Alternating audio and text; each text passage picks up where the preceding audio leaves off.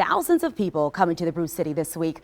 What better way to be introduced to Milwaukee than to learn about its beer history? Our Brendan Jones is live in downtown Milwaukee and introduces us to the Milwaukee man who's trying to keep that history alive. Brendan, at some point, you know, some of these people visiting have some downtime. They may want to try some beer. Yeah, a lot of places around the city to try some beer if you're visiting for the RNC or for anything this week. But Pabst is a huge name in the story of that Milwaukee beer. And one Milwaukee man, has made it his mission over the last 3 decades to restore the Pabst Brewery that shut down production in the 90s.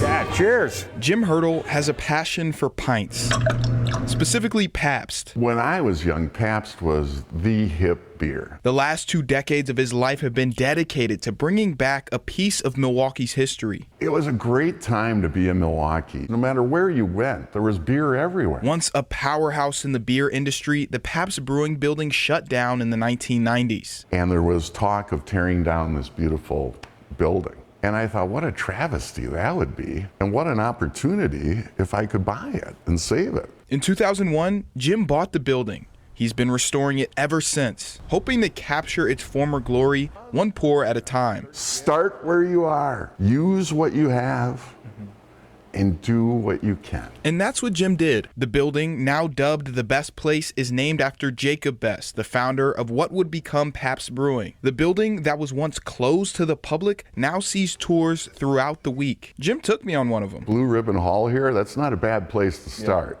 It starts in the Blue Ribbon Hall, where the walls tell the 170-year history of Pabst Brewing. Next, he took me downstairs. Pabst had a small hospital for all their employees. Jim converted an old doctor's office into a lower-level bar, fit with its own jail cell that I tried out. What did he do to deserve this? Oh, wow. He tells me when the Best Place hosts weddings, it's where the groomsmen put the groom.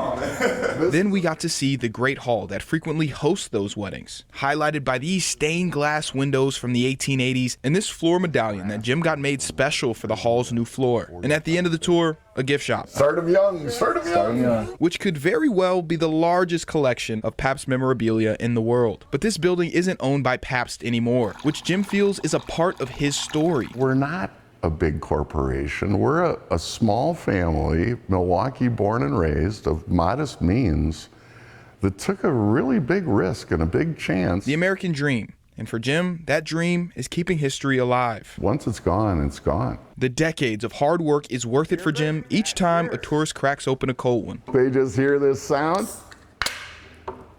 they taste that cold PBR, and I tell you, that's the great feeling. Seeing people come in just sort of like, and by the end, just not wanting to leave, and they don't have to. All this week, Scripps News Morning Show, The Morning Rush, will be live from the Best Place at the Historic Pabst Brewery. And Jim tells me the RNC has already brought business and he has tours scheduled all week. In downtown Milwaukee, Brendan Jones, TMJ4 News. Yeah, Brendan, I have a feeling a lot of people will be talking about Milwaukee food and drinks when they leave this city. Thank you, Brendan. Well, Brendan is our downtown Milwaukee reporter. He reports on the stories that matter to you in your community. So, hey, if you have a story idea, you can connect with him. His email is right there on your screen.